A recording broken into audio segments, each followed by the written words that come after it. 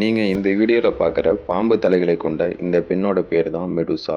த Greek மான்ஸ்டர்னு அழைக்கப்படுற இந்த Medusa பார்க்குற எல்லாரையும் கொஞ்ச நேரத்திலே கல்லா மாத்திடுவாளாம். ஆனா இதெல்லாம் ஒரு கட்டுக்கதை தான்.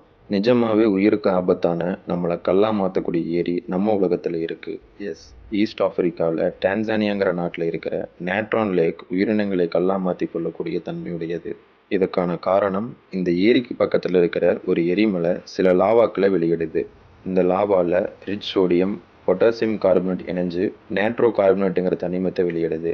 இது அப்படியே இந்த தண்ணியில் கலக்குது. இந்த சோடியம் கார்பனேட்டும் சோடியம் பைகார்பனேட்டோட மிக்சர் தான் அந்த காலத்தில் எகிப்தியன் மம்மிஃபிகேஷன் பண்ணுறதுக்கு பயன்படுத்தியிருக்காங்க. இந்த கெமிக்கலில் pH லெவல் 10.5 இருக்கிறதுனால இந்த ஏரி ரெட் அண்ட் ஆரஞ்சு கலரில் தான் இருக்கும்.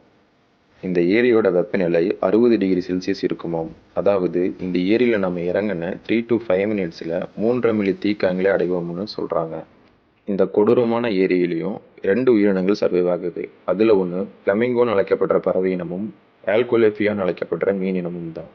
ஃப்ளமிங்கோ பறவை இனம் இங்கே சர்வை பண்ணுறதுக்கான காரணம் அதோட வலுவான தோலும் செதில் கால்களும் தான். ஆனால் ஆல்கோலேஃபியான்னு அழைக்கப்படுற மீன் இனம் இங்கே சர்வை பண்ணுறதுக்கான காரணம் இப்போ வரைக்கும் யாராலையும் கண்டுபிடிக்க முடியல.